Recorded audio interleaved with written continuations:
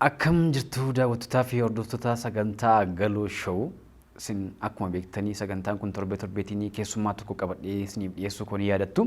Har'as keessummaa tokko ni qabadhee fuula keessa dura jira. Turtiin keessan amma dhumaatti ana wajjin haa ta'u. Keessummaa koo har'aa wanti adda godhu inni tajaajila isaaniitiin magaala keessaa gara baadiyyaatti deemuutiin lubbuu haaraa irratti hojjechaa nama jirudha.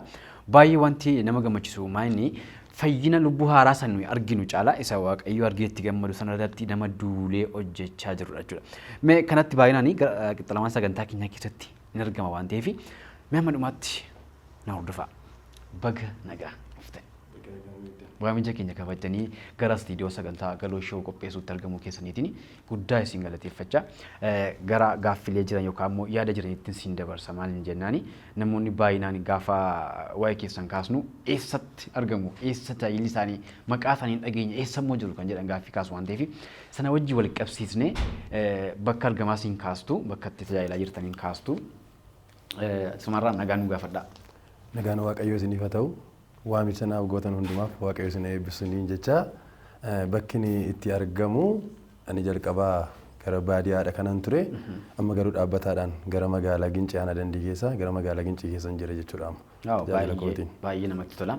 Mee Raajii Qabeessaa wajjin wanti ka'u inni akka seenaa jalqaba seenaa irraa gaafa kaanu jalqaba seenaa keessanii irraa gaafa kaasnu inni Raajii Qabeessaanii nama suusii yookaan araada adda addaa keessa turedha.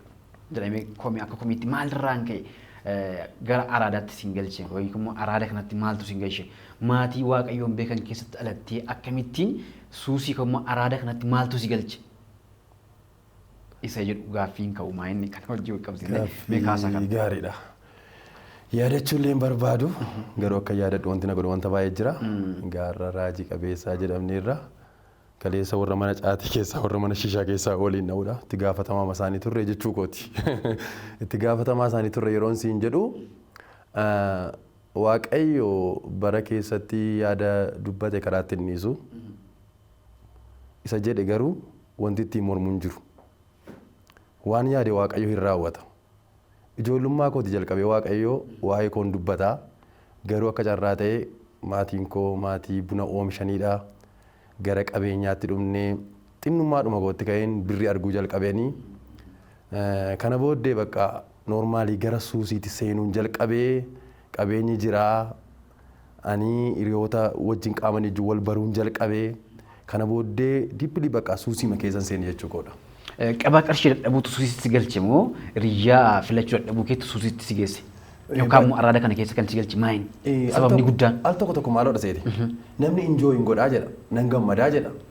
Fakkeenyaaf ijoollonni baay'een hiriyoonni koo baay'een akkanaa jedhu. Hin gammanna hin bashannannaa jedhu. Kan dhaqee suusiitti galeefanii bashannana barbaacha gaafa birrii argattu waan ittiin guutuu wallaalta sii gale. Jira sababii ta'eef daa'imummaa hin keessa jira dargaggummaan jira sababii ta'eef yeroo keessumaa ani wanti hawwaa ture sitti hima. Nama caatii as jalatti baatee deemu gaafa dargu yoomin akkasitti baadhaan jedha. Yeroo hundumaa takka jakkeetti ofitti fuudhina jala kaa'a. Sii galee gaarii natti fakkaata jechuudha yeroo sana. Utumaan akka jedhu baattachuun jalqabe gaa. Ofiyyatti seenee jechuudha. Kana jechuun maal jechuudha? Miira gammachuu barbaachan araada kana keessa seenedha. Eeyyee gammachuu barbaachan araada kana keessa seeneeyyee. Ammi argame immoo jira? Inni abiddatti seenuudha. Abidda beekta miti? Takka immoo korteetti gubeera ta'ee hin beeku. By the way gammachuu barbaachaa jireenya gaggabaabsee dhuman sitti hima. Yoo naasa'ee amma namoonni baay'een kan daawwachaa jiran persentii baay'een na beeku. Hiriyoonni koo baay'een jiru. Garuu gaggabaabsee wanta sitti himu gammachuu barbaachaa wanta hin goone hin qabuun. Gaafa naqee keessa seenu keessaa bahuun hin ulfaate amma fakkeenyaaf duraanii jalqaban qaamuu jalqabee ganama sa'aatii 6tti naqee qaamuu jalqabaa sa'aatii 8 sa'aatii 9 hamma 12 qaamaa dhageen dhuguu jalqaba.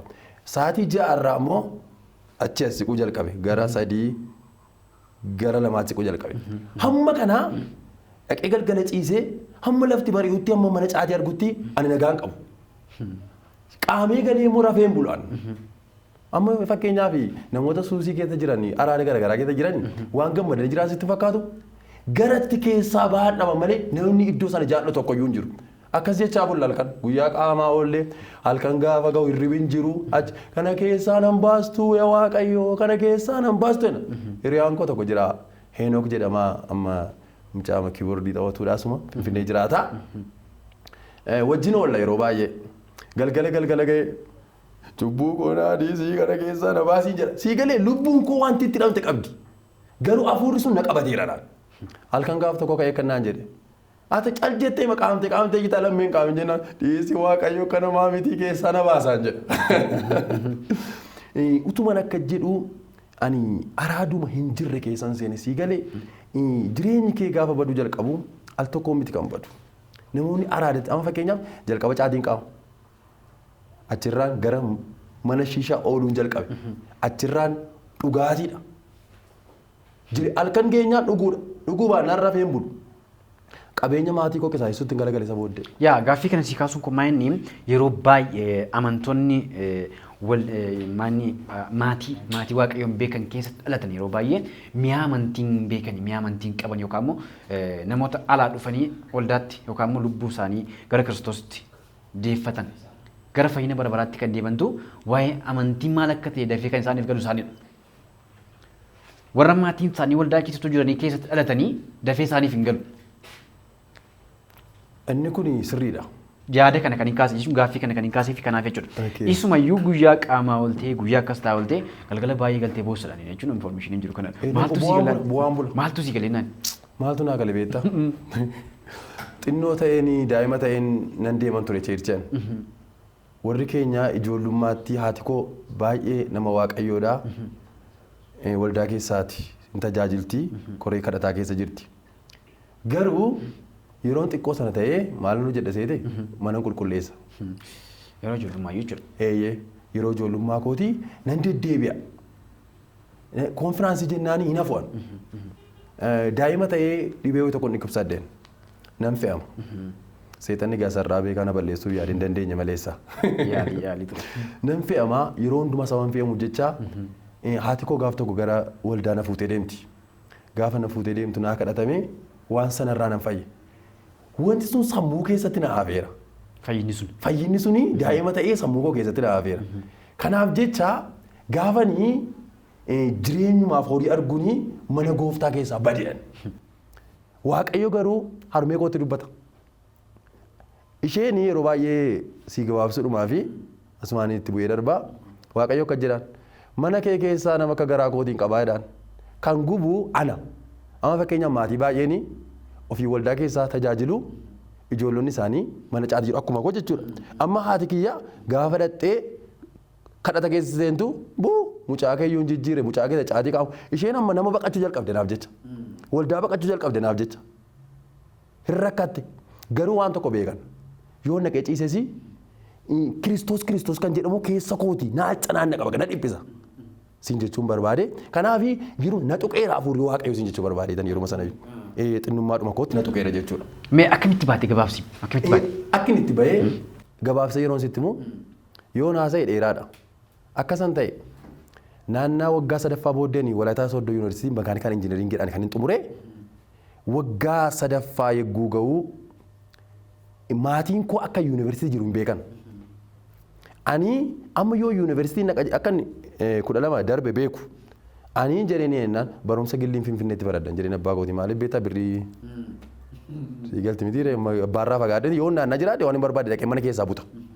Amma manarraa fagaadhe sa'ii ta'eefi ani nan kufa sa'ii ta'eef amala koo beektu sa'ii ta'eefi ani sirakkisuurraa barumsa gillii barattaa'e dhaqeetii naan jedhee na erge 12 xumuree gaafa dhufu ani CMC tan gale. Achumaan akkam jedhan galmaa'eeran jedheen ani mana caatii tan galmaa'e.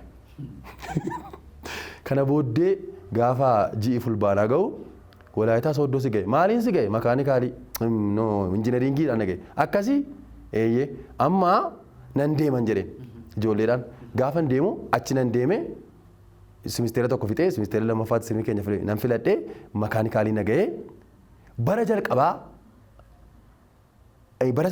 ari'ameen gale tokkoof 4 fideen ari'amee gale bara lammaffaan deebi'e amma abdii kutachuu jalqabe egaa birrii maatiis fixe birrii 200 waggaa sana keessaa maatii hirkaa fuudheen tureen akkasan jedheen taaksii wayiin bitadha kanan argadhee walitti buusee bitadhaan jedheen birrittii 200 ji'a tokko miti maaloon dabarree dhumte.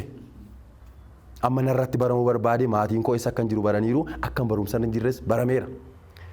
Akkasan jedhema birriis fixe maatii koos dhabe tokkicha kan naafe Kiristoos duwwaadha waan jedhu sammuu kootii yaadu jalqabe. Kana booddee achumaanii kan mucaan tokko jira mucaan kun gara Boojii Coqorsaadha. Wallagga Malixaa keessaa lafa amma samariin gaafa ga'u biyya galtamanii lafa itti galuun qabuun maatiin bilbila narraa cufataniiru naa dhume. Kana booddee gaaf tokko sagantaa feelooshippiin seeni. Waaqayyo nama qaba beektaa raajotas qaba Waaqayyo. Namni tokko dhufee na kaasee akkas naan jedhe. Isa dhumaa abdii kutattee tamni anaa hojii walitti baatatiin jedha Waaqayyo naan jedhe. Ani immoo ergaa kana dhagnaa tolle natti bu'eera dhuguma immoo abdii kutadhee sabii ta'eef ol taanee man kufe. Kana booddee jechumaan akkas goonaan jedhanii jennaan. Ani biyya lafaa keessa sichis hojjedhee birriin kanaan dura fixetti hin deebi'u. Yoon baradhes wantoota kanaan duraa fidee maatii koo gammachiisuu hin danda'u. Tokkoof tokko wanti gochuu qabu ammanii Waaqayyo inni namatti dubbatu kun natta dubbatu hin jedhee. Biyya isaanii deemne soomsa lootii hin jalqabne. Soomaaf kadhate jechuudha. Sanumaan qalbii dirnaa keessaan dhufaa dhufe. Amma gaarii iseen waan hundumaa dhiise kadhatamoo hin beekuun baay'ee. Yoo nan kadhadhe jedhe inni qaamuu cubbuun hojjedhe hundi isaa eessa jira fuula godhu jira akkasaan godhe guyyaa jaaf akka inni jedheen gooftaan natti mul'ataan jedheen hamma mititti mul'ata guyyaa 40 soomna jennee walii gallee hamma mititti mul'ata naan ana torban kana keessa Yesuusiin nan arga ta'uu baannaan nan deeman jedheen al tokko tokko Waaqayyo murtoo kee barbaada. Jirta taanaan natti mul'atu waan jiru murteeffadhee gurbaa wajjin goojoo asuma godoo ijaarranii raawwannee baraadha namni hin jiru nan jalqabe kadhachuu. Ganama jalqabe yaa Waaqayyo cubbuu koo beektaa cubbuu koo naa dhiisi. Jilba lafattiin fuudhu. Hanga sa'aatii 6-7 gaafa ga'umoo hin boqonnaa deebinee kadhan. Gaaf tokko naannaa guyyaa 6 fixe guyyaa 7 gaafa qabadhu akkas goonan jedheen. Mii cubbuu kan anis irraa xaraga isa hojjen atis narraa xaraga jedheen nan ciise amantiidhaan. Waan of godhaa beekamu. Gooftaa arguusuma Yaaqoob yoo eebbistoolee kasinniisu ta'e dubbiini nan ciise ati gisee torba abaarsirraa cabeera cubbuun keessi dhiifa jedhee wangeela kan narraa xaragee jireenya amantii ga'a. Gowwummaadha. Narraa xaragee inni isarraan xaragee galgala gaafa ga'u dhanna qonna oole. Ani isa booddee narraa xaragee anis isarraan xaragee Waaqayyo natti mul'ata jedhee murteeffadhe galgala booddee abidduma jireenya kootti qabachuu jalqabe. Rifachuun jalqabe sodaachuun jalqabe utuman akka jedhu fuulli koo kun jijjiirame. Yeroon jedhu anatti jechuu koodha bakka amma nan rifadhe waan akkasii argeen beeku humna akkasii argeen beeku. Isa booddee sagaleen dhageen siif dhiifameera kan jedhu dhageen. Achumaan ani Waaqayyoon nan galateeffadhe gurbaadhaani isan arge kan argaa jirtaa jennaan mucaan na qabachuu dadhabe. Ati argiteettaa san argeen jedheen ati guyyaa sadhumaa eeggattamoo argitannaan isan argaan jirtu yoo mucaan nan qabatu. Kana booddee sagalee san nan dhagee Waaqayyo si dhiiseera waan jedhamu san sagalee san nan dhagee Waaqayyo dhagahuun jalqabe jechuudha guyyaa gaafatti. Baay'ee namatti tola. Amma tajaajilli keessan baay'ee babal'atee jechuun gama beekamtiitiinis immoo gama lubbuu haaraa fiduutiin tajaajilli keessan baay'ee babal'atee jira. Mee tajaajilaa fi magaallee osoo jiru akkamitti baadiyyaa filattani? Maal barbaacha deemtani kan hojii wal qabsiisatti kaasame yaada kan. Baay'ee gaariidha. Ani waan humni kana filadheef kan humti hin dibame lafa onaatti. Lafa onaa jechuun? Lafa onaa jechuun fakkeenyaaf amma nuyi amma fakkeenyaaf namni gooftaan qabne jireenyi isaa onaadha mitiire. Ani garuu bakkumtinii mishigiitti gale suni baraadha. Waan tokko murteeffadhe isa booddee ani dibamnaan magaalaa keessan taa'u bakka wangeelli hin geenyen miila kootiin gaa waan jedhu murteeffadhe. Magaalaa baqachuun kee sababii namoonni seenaa kee beekaniif yookaan immoo namoonni baay'een araadaan qabamtee magaalaa keessa naanna'aa turuu kee yookaan caatee sitti baatti deemuu keetiin wal qabatee kanaaf seenaan isaa magaalaa keessatti waan beekamuuf baadiyyaa deemee jedhanii komiin dudduubaan hin ka'a inni kun hammam dhugaadha. Kanaaf akkamitti kaasta? Isa kana akkamittiin kaasee baadiyyaadha magaalaa kan hin deemee fi dibamee hin deeme sii galee malee baqadhee hin deemne akkasii jechuudha. Sababii namoonni araada kanaan si beekaniif amala araadummaa kana waan qabduuf odoo hin taane dibata si geessisi. Dibata na geesse tokko immoo anama waan si ajaa'ibu mana caatiifaa jira jedhee sammuu kootii yaadu mana dhugaatiifaa jira jedhee yaadu maal jechuun barbaade gaafa mana keessaa fuudhu waan san hundumaa na irraanfachiise Waaqayyo. Siin jechuu koodha. Kanaafi dibata koodha kan nageesse tokko immoo wanti murteessu dur taa'ee waan tokko yaadan. gabaabsisitti muuf jecha namoonni baay'een yeroo baadiyyaatti konfiraansii jira jedhanii miillaan magaalaa deemu gaaf tokkoon karaa deema kan jedhu utuun gaaf tokko tajaajilaa ta'e namoota akkasiin naannaa isaanii irra deemee tajaajila waan jedhudha. Siigalee fakkeenyaaf baadiyyaanii wangeelli bira hin geenye jechuu koo miti garuu namoonni nama gooftaa arguu barbaadan jiru namoonni nama rivaayivaalii fakkeenyaaf fayyina harkaa fayyina kan barbaadan jiru. Kanaaf namoonni akkasii kan hidhamanii baadiyyaa keessa waan illee haala garaagaraatiin rakkachaa jiran jiru. Kanaaf jecha haala karaatiin magaalaa dhufuu dhiisuu danda'u. Fakkeenyaaf yeroo baay'ee konfiraansii jira yoo jedhanii baay'ee yaadamni baadiyyaarraa yaa'ee dhufa.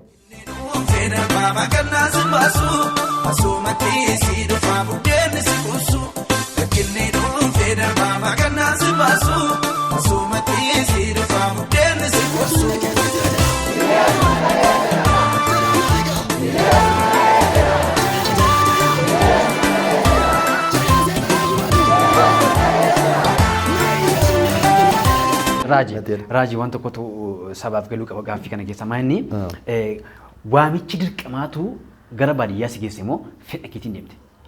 Tokko waamichi waaqayyo sanarra jira. Akkan deemu waaqayyo keessa kooti waan naan jedhe qaba. Dhaga'ee man deemesa. Deebi'ee gaafa naqee tajaajilu jalqabu fedha koo guutummaatti bara koo guutummaa iddoota akkasii akkan tajaajilu keessa koo namoo siin jechuun barbaada. Tajaajiltoota keenya irratti wanti xiqqoo shadda si godhu kana waan ta'eefanii gaaffii kana irra deebi'ee si gaafa. Iseen kun galoo akkuma siifetti deemta beektaa naa ifeema baadiyyaa jedhu malee anaan magaalaa guddaa natti fakkaata iddoon deemutu. Ija afuuraatiin jechuu kooti ija fooniitiin ulfaata. Naannoo lafa afuurri hamaan itti gabbaramu yookaan immoo naannaa sodaachisaa waa'ee wangeelaa hin gallee fi uummata waa'ee wangeelaa hin gallee fi waa'een amantii hin beekamne isaan biratti jechuudha. Naannaa sanatti deemtee waldaa dhaabdee jirta. Inni kun hammam dhugaadha? Inni kun dhugaadha. Jalqaba isaa ani waldaa Biraana Kiristoos Alamganaa ture. Yeroon achi ture keessaa ani ji'a tokko caalaa miti kan achi ture. Achumatti naqee qabame sababiin isaa haadha manaa kootu achitti appaarentii bahee ture. Isa booddisee yeroo sana waggaa 4ffaa baratti appaarentii achitti baanaani ishee amma achi turrutti waaqayyo karaatti si geessu see kana tun xuruu taasee gaariidha. Daandiin waaqayyoon beekamu. Gaafa achi deemu akkanaan jette cheerchii eessaatti hirmaannaan qoy waaqayyo kee qabaa cheerchii tokkotti qabamne hirmaannaa garuu keessa kooti anaan deemi tajaajila kan jedhu na keessaa inni dhikkifatamu. Kana booddee achumaan guyyaa tokko ganama ka'eetanii abjuu argeen bule abjuu margeeraa wadheen cheerchii wayii arga qo'ime cheerchii wayii argeeraa hin nannaan jedheen osoon karaarra deemu jaarsa waldaa wayitiin nuyi naannaa kanaaf haaraadhaa cheerchii yoo jiraate asitti qabamne jiraachuu barbaadannaan kottaa kaasiin fuudheen deemaa nuun jedhee nu geesse gaafa dhannee ol gallu waaqayyo tokkoffama irratti natti dubbate akeekaa lafa kana si fidee naan jedhe kana booddee bakki seexanitti gabbaramaa jiru mucayyoon isaanii dhukkubdee waldaa sanatti fayyiteetti. Isheen immoo biyya booddaa kan jedhamu amma aanaa dandii jala kan jirudha. Gandisaa honcee kan jedhamudha. Kan isheen jiraatan jechuudha. Achumaan akkasanaan jette. Maal taatee dhufteen jedheen. Ani maatiin keenya seexana gabbaraa turaniiru. Kanaaf jecha seexani sun na hidhee asitti naaf kadhatanii ani fayyee waldaa kana qulqulleessaa jira naan jennaan nan deema biyya keessan hin jedheen. Argitee garatti waaqayyotti na geessu. Kana booddee achumaan harmeen koon amanee naan jette hin amanuu hin jedheen. Hin kadhannaan amanuu wajjinumaan kadhannaan jedheen isa booddee maallatti agarsiisti beektaa manni seexanitti gabbaramu kanaa irratti kadhachiisuu waan fidennaan fidiin gumnaa mana kanan jedheen dubbiin gaamantiidha akkasumatti sooftii lafaa fuudhee waldaa keessaa ga'een balgooneetti qabsiifnee gubateerannaan jaarti harmeen ishee gaafa torbanii dhufanii amanan obboleessin dhufe kana booddee achumaan akkasan jedheen mee maatii amane kana naqee ilaala jedheen kutee dhaqeen yeroon asii dhaquu nan naqee nama Yesuus gooftaadhaan namni beeku hin jiru dhaqeen seenee yeroo naqu manichitti gabbaroo sana keessa manicha fillafiitii namni darbu uffannaan garaagaraa achi keessadha akkasanaan jedhan manichatti ol hin seeninaan jedhan isa booddee banadhee dhuma naqee hareetti ol galee achumaan tajaajila jalqabee jiru iddoo sanatti lafa. Asitti waldaan kiristaanaa dhaabbatee amma maayirra geera sadarkaa maayirra jiramu. Iddoo sanatti ani amma achirra dhaabbadhee amma istaartiin pooyintiin koo bakki itti jalqabe honcee sana achi gaafa naqu namoonni gurbaa tokko jira. Dhibee gaggabdootiin rakkata naannaa keessa mandirma tokkotu beeka. Kana booddee namichi qaalluun tokko dhufeera namni waa beeku waa hima qaalluu jechuun gaa waa hima jechuudha mitiire kanatti beeku isaan gaa siigala isaan koo jedheetanii dhufeera jennaan hin dhufan. Gaafa dhufanii waa nuu himinaan jedhan maalan isinii maannaan mucaan keenya erga dhukkubsatee waggaa 15 fixeera kunoo abidda keessatti kufaa kunoo deemeetu dhagaa irratti kukkufaa jennaan achumaan fidaa ol galchaan jedheen. Nan kadhadhee fi dhibee sanarraa fayya. Erga fayyee booddee inni galee naannaatti hime. Maannennaan nama waggaa amma kana dhukkubsatetu dhibee gaggabduu irraa fayyee kan jedhu biyya ol ga'e. Kana booddee namoonni yaa'uu jalqaban. Yaadadhaa guyyaan gaafa inni galee nama 20 dhufe. Gaafa inni dhufu aree kuni wal hiriiranii tokko tokkoon ol galanii akkamiin jedhan seekan ittiin sitti meeriifidha. Amma tokko tokkoon ol galtuu ennaan eeyyeenaan achumaan tokko akkas naan jedhe. Waan rakkadhee naa hojjettaa jedheen dhufeenaan rakkinaan qabu hundi keessan hiriiraa isiniin hojjedhaan jedheen. Amma sodaadha. Naannoo sanatti waan baratamedha kun. Eeyyee baratame bakka kuni dhaabbataa beekamaadha. Isaan amma waggaa waggaatti isaaf galchuu galsaa galchuu. Amma fakkeenyaaf mana naqeetti seene sana gaabii beektaa? Gaabii 84 achi keessa ture kan seexanatu uffatamu maal jedhanii hanga gaafa naqeetti aragadhee naqeetti ol gale kun waanuma beekamaadha. Silaa si agarsiiseen turellee viidiyoo irraati. Kana booddee jechumaanii ol galiin jedheen ol gale. Namichichi wanti inni barbaadu inni tittamantu kuni qulqullummaa barbaadaan jedheen. Waan barbaachise moo naa godhaanan ammuma sii godhaan jedheen. Isa booddee akka jedhu waaqanatti dubbata. Achuma inni beenaan dhibee akkasii qabdannaan garaachi isaa hin dhukkuba yeroo mara. Eeyyee gaa gooftaa konaan jedhe. Ol darbi kaan jedheen harka kee ol kaafattan jedheen harka ol kaasee gooftaa Yesuus Kiristoos fayyisaa lubbuu koo si godhe jedhee amanee erga manee booddeen achumatti kadhadhaaf. Isa booddee afurramaan gaddisa. Woy utuman beekin pheenxeessa jedhan na gootee naan jedhe. Namoota kanaa siistemii akkamiitiin gaafa gooftaa arganii galanii amma isaan waldaa naannaa isaanii dhaquu jalqaban. Amma Yesuus fayyisaa akka ta'e amma jireenya keessatti waan argite konnistu. Isaan immoo gaarummaan isaanii waa hin argu taanaan hin galan. Yoo soof deduu waa gana wachiisi kaasuma. Gaafa fayyina namootaa kana geggeeffamu si harkaan fayyinni namootaa kun gaafa geggeeffamu yookaan immoo waa'een fayyinaa kun afaan keetii keessaa gaafa bahu fayyuu kee namatti ni himta. Maalirraa akka fayyite namatti himteetu namoonni fayyumoo akkasumatti fayyina geggeessita. Ani baay'een dhugaa ba'a waa'ee koo. Wantan keessa ture hin dhossu'an. Wantan hojjechaa ture tokkoyyuu hin dhossu'an. Baay'een itti hima. Fakkeenyaaf namoonni akka koo suusiidhaan rakkatan hin dhufu hin lolu'an. Ittan himaa nan kadhadhaa fi yoo Kiristoos laphee keetti hin buune alamoo jijjiiramuun hin jiru. Gaafa Kiristoos laphee isaaniitti bu'e warroonni akkasii baay'ee Kiristoosiif gaariidha. Lubbuun haaraa naannoo 40,000 olii torka keetti fayyee gara mootummaa waaqayyootti dabalamee jiraadhamee kaafama. Inni kun ammam dhugaadha? Kuni dhugaadha. Yoo kanaa ol ta'e malee kanaa gadi miti. Amma namoonni naannaa sanaa waldooliin naannaa sanaa hundumatu beeka kana. Wantan gooftaatti gammadu ergan gara biyya sanaa deemee fakkeenyaaf gara godina Shawaa Kibba Lixaa gara aanaa Bachoo keessattis hojjechaa jira. Deebi'ees amma magaalaa Ginciirattis hojjechaa jira. Naannoota sanarra kan jiran hundumaa waldaan kiristaanaa hundinuu guutteetti. Namoonni kun hundinuu namoota na biratti gooftaa fudhatanidha. Warroonni kun immoo warra akkamiidha beektaa?